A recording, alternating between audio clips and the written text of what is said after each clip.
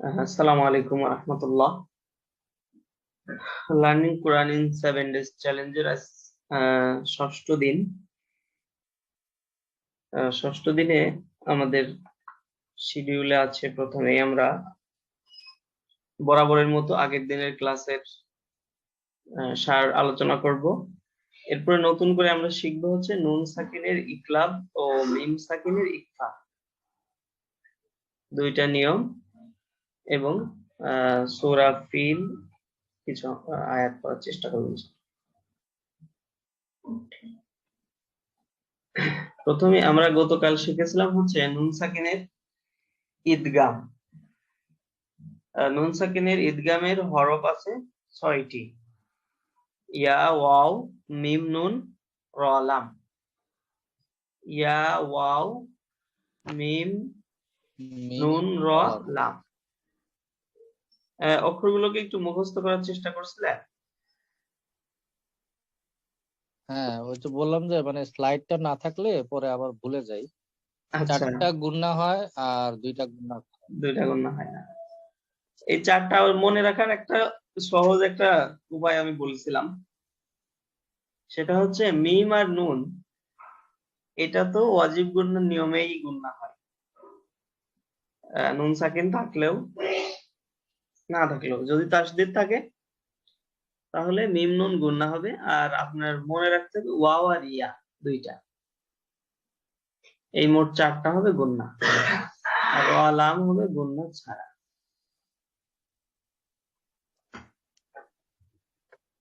তো নুন সাকিনের ঈদগামের পরে নুন সাকিনের ঈদগামের নিয়মটা হচ্ছে যে ঈদগামের এই 6টি হরফ যখন নুন সাকিনের পরে আসবে,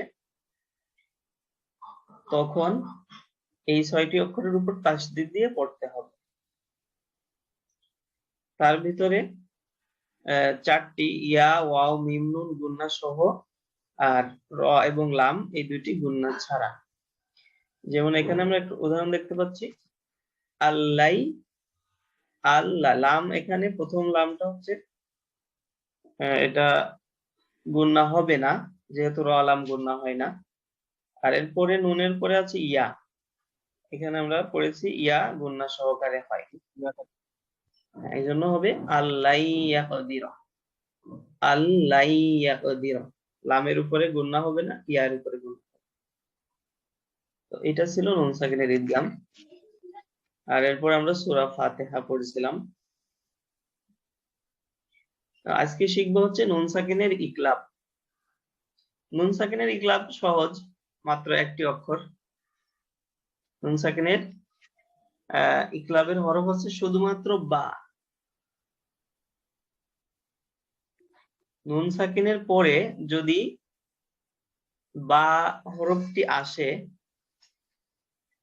তাহলে ওই নুনকে মিম দ্বারা পরিবর্তন করে পড়তে হবে।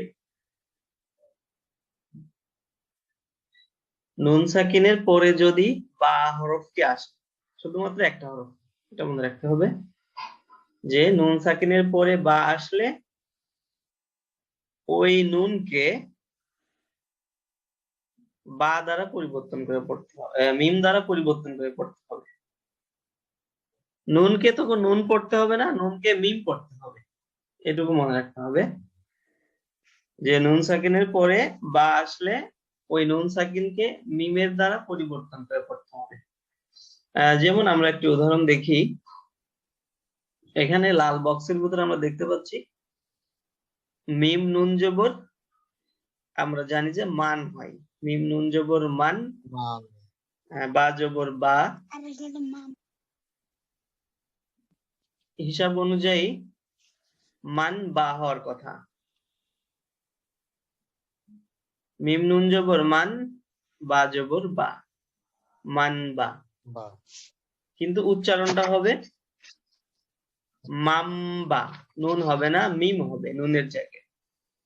এই মাম, মাম বা, মাম বা। বুঝতে পারছেন মনে হয় নিয়মটা? এটা হচ্ছে নুন সাকিনের পরে বা থাকলে এই বাটাকে ময়ের উচ্চারণ করতে। বা না, নুনকে। নুনকে মানে দন্তন্যকে বাংলায় মো দ্বারা পরিবর্তন করতে হবে। দন্তন্যকে মো দিয়ে অর্থাৎ উচ্চারণ করতে হবে। নুন সাকিনের উচ্চারণটা পরিবর্তন হয়ে হ্যাঁ হ্যাঁ, আপনার নুন হবে সাকিনের উচ্চারণটা মিমের উচ্চারণ। মিমের উচ্চারণ হবে, রাইট। যেমন এখানে মান আমরা বাখিলা আগে না নুন হয়ে সাকিনটা হলো নুন সাকিনের উচ্চারণ করতাম না। নুন সাকিনের আগে নুন সাকিন থাকলে নুন সাকিনের উচ্চারণটা হইতো না। এই ক্ষেত্রে এখানে নুন সাকিনটা পরিবর্তিত হয়ে মিমে উচ্চারণ হবে আর কি। হ্যাঁ, নুনের পরিবর্তে মিম উচ্চারণ হবে। তো মান বাখিলা না হয়ে হবে মাম বাখিলা। মাম বাখিলা, এবং একটু গুণনা হবে মিমের উপরে, মাম বাখিলা উচ্চারণটা হবে মাম বাখিলা। তাহলে নুন সাকিনের ইকলাব আছে, মনে রাখা খুবই সহজ, মাত্র একটি হরফ বা। নুন সাকিনের পরে যদি বা আসে তাহলে ওই নুন সাকিনকে মিমের সাথে মিমের দ্বারা পরিবর্তন করে পড়তে হবে। এটাকেই নুন সাকিনের ইকলাব বলে।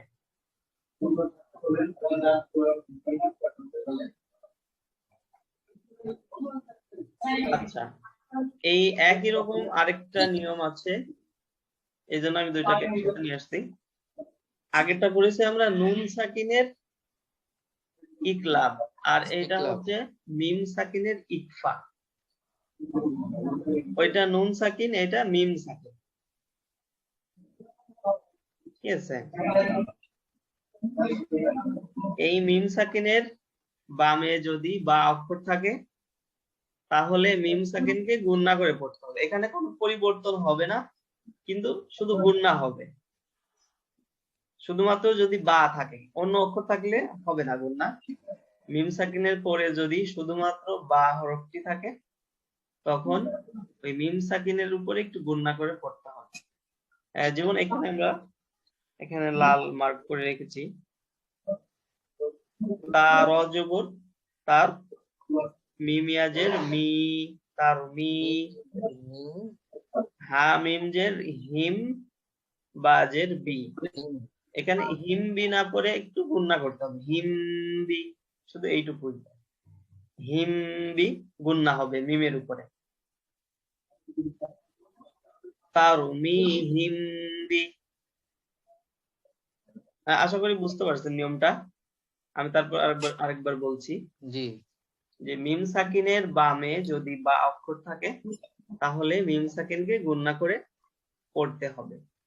এটাকেই মিম সাকিনের ইকফা বলে। আগেরটা আমরা পড়েছি নুন সাকিনের ইকলাব। নুন সাকিনের পরে যদি বা থাকে নুন সাকিনকে মিম দ্বারা পরিবর্তন করে গুণনা করে পড়তে হবে। উচ্চারণ ওইটাও যা হবে এখানেও তাই, মাম বাখিলা। আর এটা আমরা পড়লাম হচ্ছে মিম সাকিনের পরে বা থাকে, ওইটা নুন সাকিনের পরে, এটা মিম সাকিনের পরে। দুইটার উচ্চারণ একই, গুণনাও হবে।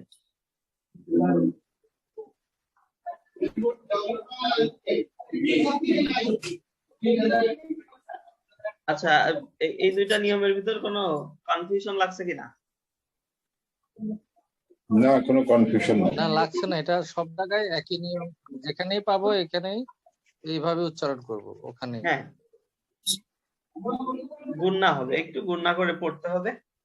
আগেরটা নুন সাকিনের পরে মিম আসলে ওই নুনকে মিম দ্বারা পরিবর্তন করতে হবে, আর মিম সাকিনের পরে বা আসলে এখানে শুধুমাত্র গুণনা করে পড়তে হবে মিমকে। যেমন হিমবি, তারমি হিমবি, এই।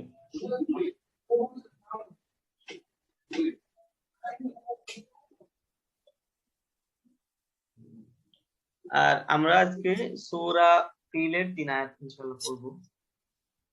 তার আগে আমি একটু কথা বলি।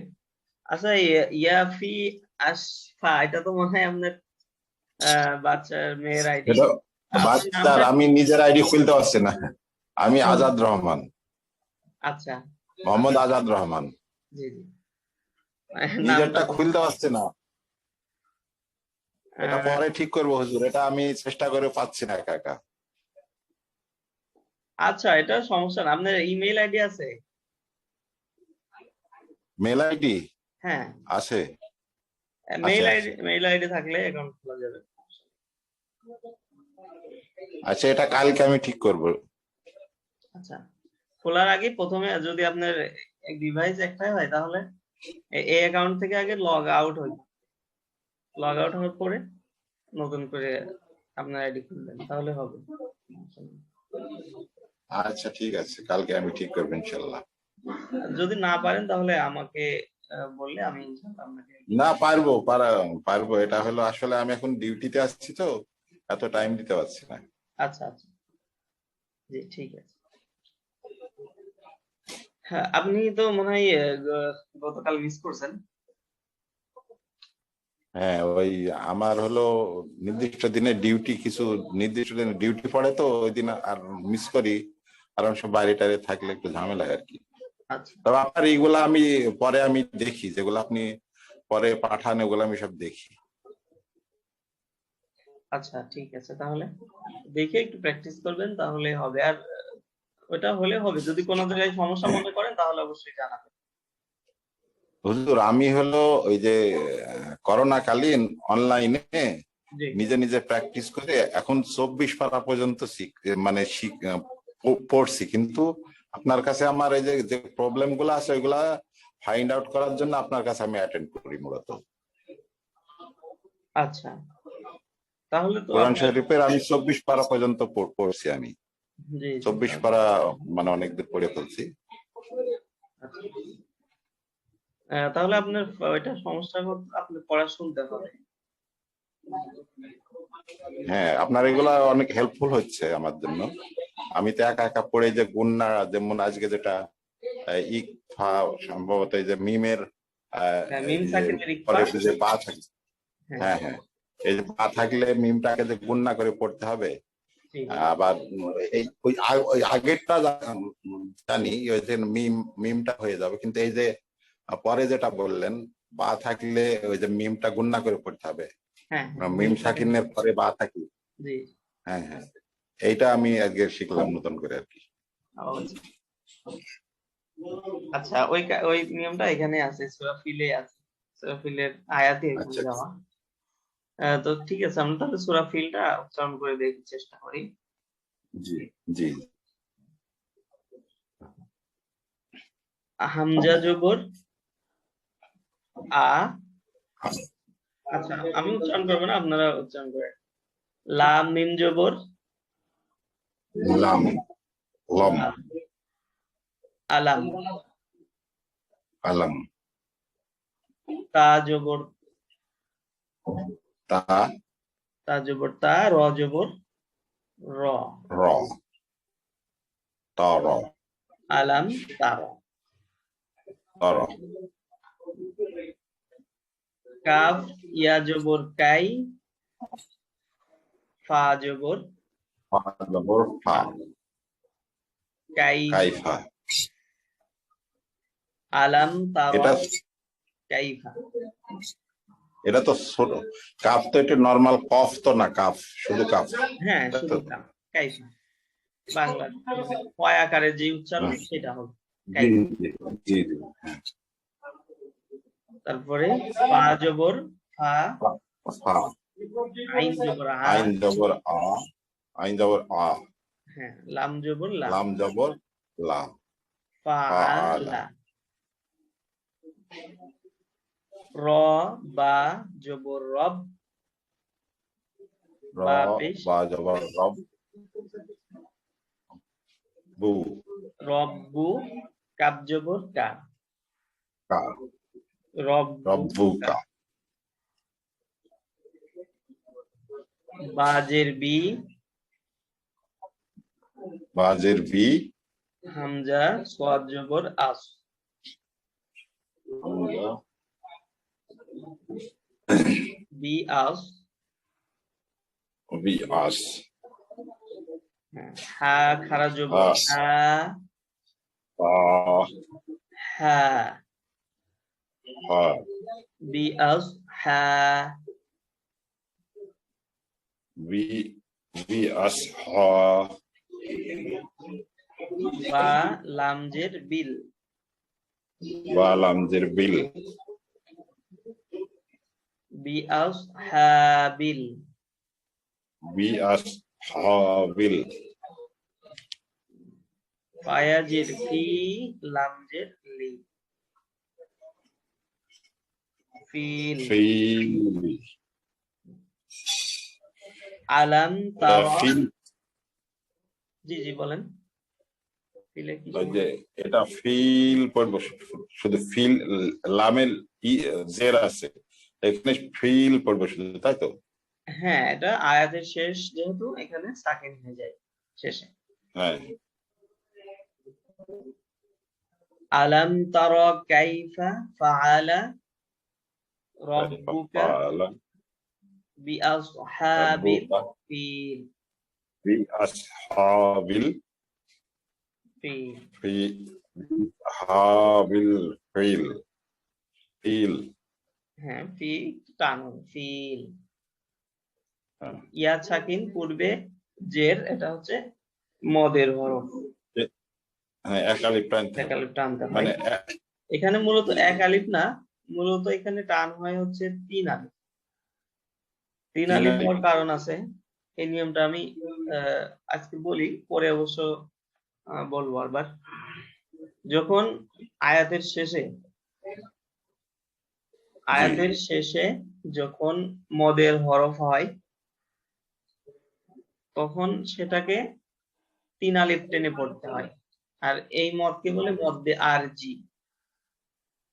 মধ্যে আসছে। আচ্ছা হুজুর, মদটা আমি মানে স্পেসিফিক মদটা একটু ভুলে গেছি, মানে মদের হরফ আছে 3টা, আলিফ, ওয়াও আর ইয়া। ও আচ্ছা, হ্যাঁ, আলিফ ওয়া ইয়া। আলিফ তার হ্যাঁ, পূর্বে জবর, ইয়া সাকিন পূর্বে জের, ওয়াও সাকিন পূর্বে পেশ, তাহলে হ্যাঁ, এক আলিফ টেনে পড়তে হবে। তিন আর তিন যখন, হ্যাঁ 3টায় এক আলিফ টান হবে। আর যখন এই ওয়াও আর ইয়া এই দুইটা যখন শেষে হবে, যেমন এখানে একটা আসছে আয়াজের ফি, হ্যাঁ, লামজের লি, যদি শেষ অক্ষরের আগের অক্ষরে ইয়া সাকিন পূর্বে জের হয় অথবা তখন ওয়াও 3 সাকিন আলিফ। পূর্বে পেশ, তখন 3 আলিফ টানতে হবে। আচ্ছা আচ্ছা, এখানে 3টা আয়াতেরই শেষে এক নিয়ম আছে, এখানে তাদলিল, এখানে আবাবিল। আচ্ছা, এরপরে আচ্ছা হুজুর, একটু হুজুর 1 মিনিট একটু পার্সোনাল কিছু বলা যাবে? হ্যাঁ জি বলেন। আপনি আপনার পরিচয়টা এমনি ও, বলা যাবে আপনার পরিচয়টা? হ্যাঁ অবশ্যই বলা যাবে। আমরা দ্বিতীয় আয়াত পড়ি। হামজা জবর আ, লাম, হামজা জবর আ, লাম মিম জবর লা, আ, আলাম। আলাম। অবশ্য এটা তেমন কোনো ইয়ে নাই, আপনি পড়েন, বানান করে পড়েন। আপনি এক আয়াত পড়েন আর কাজী আবু ইউসুফ ভাই পড়বে এক আয়াত, যেখানে ভুল হয় আমি সংশোধন করি। আলাম ইয়াজ আল, বানান করে পড়েন। ইয়া, ইয়া জিম পেশ ইয়াজ, আইন, আইন লাম। ইয়া জিম, জিমের উপরে এটা কিন্তু পেশ না, এটা হচ্ছে সাকিন। সাকিন, হ্যাঁ হ্যাঁ, সাকিন। পেশের ইয়েটা এই যে এরকম। তাহলে ইয়া এই পড়াটা হলো ইয়া জিম জিম, জবর, জিম, ইয়া জিম জবর, হ্যাঁ, ইয়া জিম হ্যাঁ। জবর ইয়াজ। আচ্ছা, এখানে আইন, আমি এখানে একটা কায়দা আছে, জিম, জিমটা কিসের হরফ মনে আছে কিনা আপনাদের? এই নিয়মটা পড়ানো হয়েছে, আপনি অবশ্য ছিলেন ওই দিন মনে হয়, যতটুকু মনে পড়ে। জিমের উচ্চারণটা বলছেন? জিম, জিমটা একটা কায়দা আছে, জিমের উচ্চারণটা সেই অনুযায়ী হবে। জিমটা কিসের হরফ সেটা আমি জিজ্ঞেস করছি। আমরা যে নিয়মগুলো পড়ছি ওর ভিতরে আছে জিম। জিমের উপর যখন সাকিন হবে তখন জিমের উচ্চারণটা কেমন হবে? কাজী ইউসুফ ভাই কি বলতে পারবেন? মনে আছে কি? না, আলাম ইয়াজ জিমের উচ্চারণটা উজ্জ্বল থাকে। আচ্ছা, আমি একটু মনে করে দিই। জিম, জিমটা হচ্ছে কলকলার হরফ। কলকলার হরফ 5টি।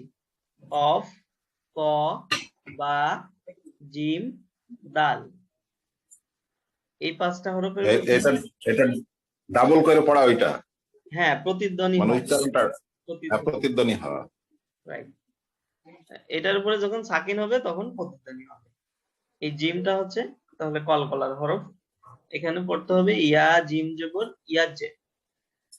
এটা ইয়া জিম জবর ইয়াজ, ইয়াজ। ইয়াজ আল, আল, আইন লাম জবর ইয়াজ আল, আল, ইয়াজ আল, আল, আলান ইয়াজ আইন। আল।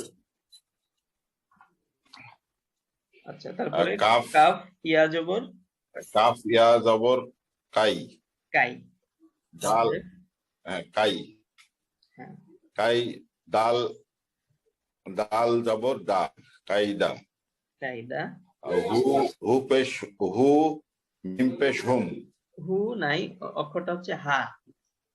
আই হা, হ্যাঁ হ্যাঁ, হা পেশ, হা, হা মিম জের হুম, হা মিম কাইদা হুম। হুম, কাইদা হুম। আচ্ছা ঠিক আছে, উচ্চারণ। কাইদা হুম, তারপরে কাইদা হুম। ফি, বানান করেন। ফা, ফা জের ফি, ফা, তারপরে এটা এটা ইয়া, এটা ও ইয়া। ফা ইয়া জের ফি, ফি মদের হরফ। ফা ইয়া জের ফি। হ্যাঁ, ত, তা, ত, দাল, ত, দাল, দদ, এটা ত নাই, তা, ত, তা, ত, তা, তা, বাংলা ত আকারে তা। তা, তা দা দোয়াত, দদ, তা দোয়াত জবর তাদ, দদ জবর তাদ, তা দোয়াত জবর তাদ। তাদ, লাম, লাম, লাম ইয়া পেশ, লাম ইয়া জের লি, লি, লি, আর লাম, লাম দুই জবর লাম লিন। দুই জের, জের সবচেয়ে নিচে। কিন্তু এখানে তাদ লি পর্যন্ত হবে। আমরা যখন বানান করব তখন লিনই করব। লাম, লাম দুই জের লিন বানান করার সময়। লাম দুই যখন জবর লিন, উচ্চারণ করব তখন সাকিন। তাহলে তাদ লি, তাদ লিন, হ্যাঁ, তাদ লি। রাইট, তাদলি। আচ্ছা, এবার কাজী ইউসুফ ভাই আপনি নিচের আয়াতটা একটু পড়ার চেষ্টা করেন।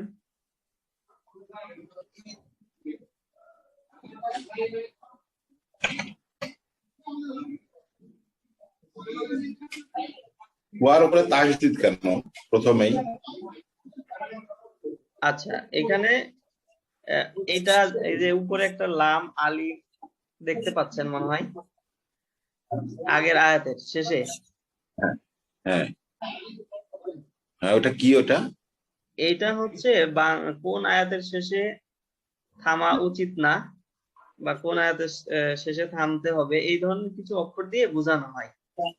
তো লাম আলিফ মানে হচ্ছে লা, আরবিতে লা মানে না, বাংলায় লা মানে না। লাম, মানে এখানে থামা যাবে না, এটা তাদলি। থামাটা ঠিক হবে না। তো সেই ক্ষেত্রে তাহলে এখানে গ্রামাটিক্যালি তাদলি উপর হবে। তাদলি, ওই লামটা এই ওয়াওর সাথে আসবে একসাথে, আচ্ছা আচ্ছা, লিউ হবে। বুঝছি। এটা আমরা গতকাল শিখেছিলাম যে নুন সাকিন বা তানবিনও, তানবিনের পরে এটা হচ্ছে ইদগামের হরফ। ইদগামের হরফে আগে যদি নুন সাকিন বা তানবিন থাকে তখন ওই হরফের উপর তাসদিদ দিয়ে পড়তে হয়। তো আমরা যেহেতু আগের আয়াত ছেড়ে দিয়ে আসছি এই কারণে তাসদিদ এখানে আমরা পড়বো না, যখন একসাথে পড়বো তখন পড়তাম। এখানে ওয়াও জবর ওয়া। ওয়া জবর ওয়া, হামজা, হামজা র জবর আর, আর সিন, সিন জবর সা, লাম জবর লা। সালা সাল আরসালা, ঠিক আছে হুজুর, আরসালা হ্যাঁ আরসাল আরসালা। আইন জবর আ, লাম ইয়াজের লাই, লাম ইয়া জবর লাম ইয়া জবর লাই, লাই হাজের হা মিম জের হিম, হিম আলাইহিম আলাইহিম, আলাইহিম আলাইহিম। ত ত ত ইয়াজের তয়, তয়া জবর তয়া জবর তয়, হ্যাঁ আর র দুই জবর রান, তয় রান, তয় রন তয় রান, রান তয় রান। রন রন হ্যাঁ রন রন না রান, রন, রন হবে রন র দন্ত রন তয় রান, তয় রান, তয় রান। জি হামজা জবর আ, বা আলিফ জবর বা, আবা, বা ইয়া জের বি, লাম লাম জবর লা, আবা বিল, হ্যাঁ, আবাবিল বাতে এক আলিফ টান হবে আর বিলে তিন আলিফ আবাবিল বা আলিফ আচ্ছা এখানে জবরের বাম পাশে আলিফ আছে খালি আলিফ মদের হরফ আবার এখানে ইয়া সাকিন পূর্বে জের মদের হরফ দুইটাই মদের হরফ আচ্ছা এই তিন আয়াত ছিল তিন আয়াত ভালো করে ইয়ে করবেন কাজী আবু ইউসুফ ভাই আপনি একটু চেষ্টা করেন প্রথম আয়াত এক আয়াত শুনি আমরা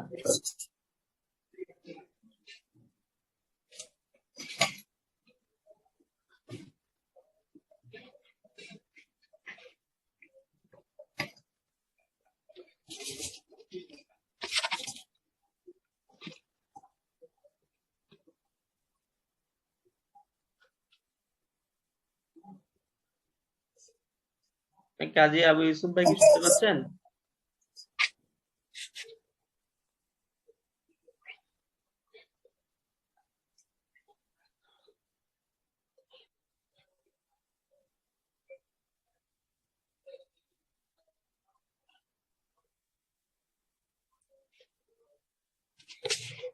হুজুর, এই যে আরবিতে আর একটা সমস্যা হয় কি, বাংলাতে যে শব্দ আছে বা ওয়ার্ড আলাদা আলাদা, কিছু কিছু জায়গায় মনে হয় কোনটার সাথে কোনটা এরকম মানে শব্দ আলাদা করা কঠিন হয়ে যায়। আমি কতদূর পর্যন্ত পড়বো এটাই শব্দের সাথে কতটুকু যায়, দেখা যাচ্ছে এইটা একটু ঝামেলা।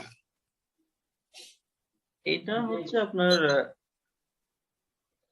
এক নিঃশ্বাসে পড়তে হলে আয়াতের মাঝে তো ছাড়া যাবে না যদি কখনো ছাড়া হয় তাহলে ওই শব্দটা যেই শব্দই ছাড়বেন ওই শব্দ ধরে আবার পড়তে হবে ফুল আয়াতটা আয়াতের শেষে ছাড়তে হবে। যেমন আমি একটু বলি আমি পড়তেছি যে আলাম তারা কাইফা ফাআল এখানে মনে করেন যে আমার ছেড়ে দিলাম আমি ছেড়ে যখন দিলাম তখন তো সাকিন হবে ফাআল করলাম এরপরে আবার যখন শুরু করব তখন আবার রব্বুকা থেকে না পড়ে ফাআলা থেকে পড়তে হবে বা কাইফা থেকে পড়েন বা আগে দুই এক শব্দ আগে থেকে পড়তে হবে কাইফা ফাআলা রাব্বুকা বিআসহাব এখানে আবার ছেড়ে দিলাম মনে করেন তখন আবার এক শব্দ আগে থেকে পড়বো বিআসহাবিল ফিল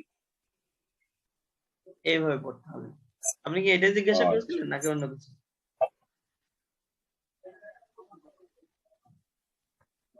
আমি যদি বি আস হা পর্যন্ত পড়ে আবার দেখা যাচ্ছে এই যে এই বা আর লাম একসাথে পড়লাম আসহা বিল, অনেক সময় এইটাতে কনফিউশন দেখা যাচ্ছে। আমি এটাকে ওয়ার্ড যদি ধরি বি আসহাবি, না বি আসহাবি, বা পর্যন্ত একটা শব্দ বা একটা ওয়ার্ড বা পর্যন্ত একটা শব্দ একসাথে যতটুকু থাকে পুরাটাই একটা শব্দ মাঝখানে থামা যাবে না, আমি শব্দের শেষে থামবো।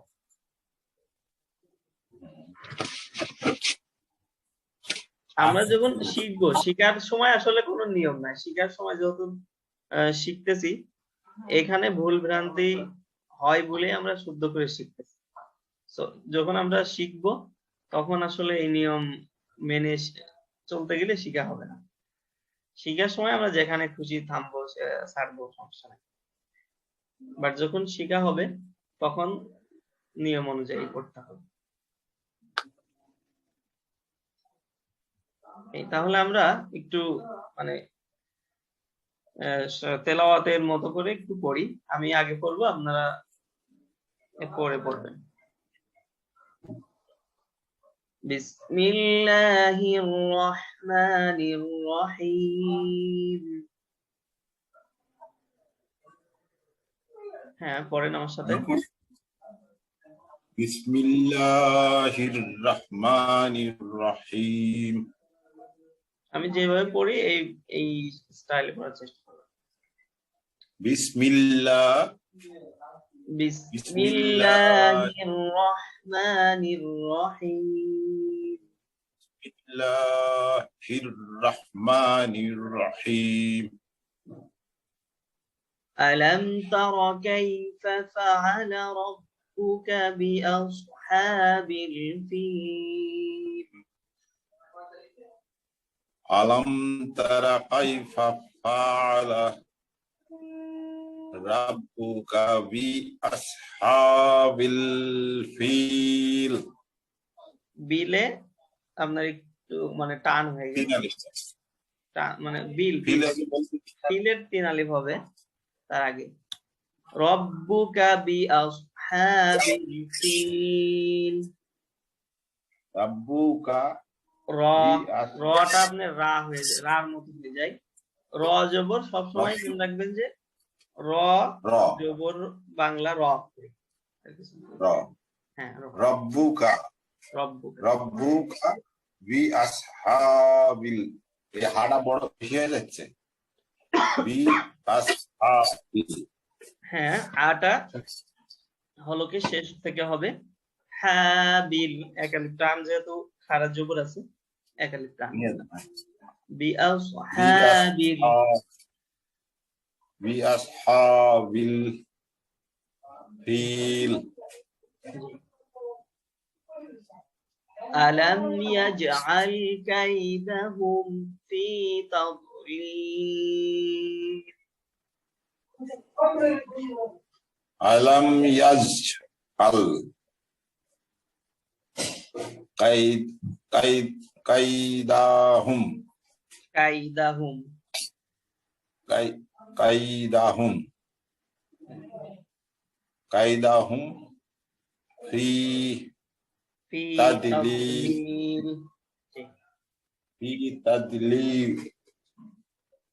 ফি তাদলিল। ওয়া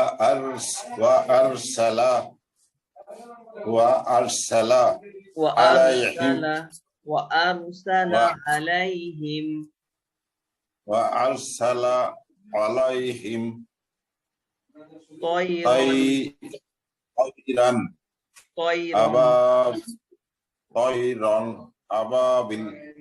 আবাবিল। বিল 3 আলিফ টান হবে আর বাতে 1 আলিফ। আবাবিল।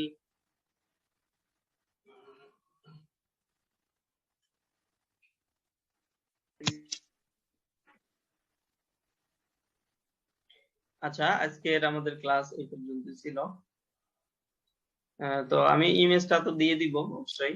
ওখানে যে নিয়মটা আমরা শিখলাম আজকে, নুন সাকিনের ইকলাব আর মিম সাকিনের ইকফা, নিয়মটা আপনারা একটু বাসায় প্র্যাকটিস করবেন। সাথে সূরা ফিল নিজে নিজে কয়েকবার পড়ার চেষ্টা করবেন। যদি কোথাও মনে হয় যে এখানে ঠিকমতো হচ্ছে না, তাহলে অবশ্যই বলবেন।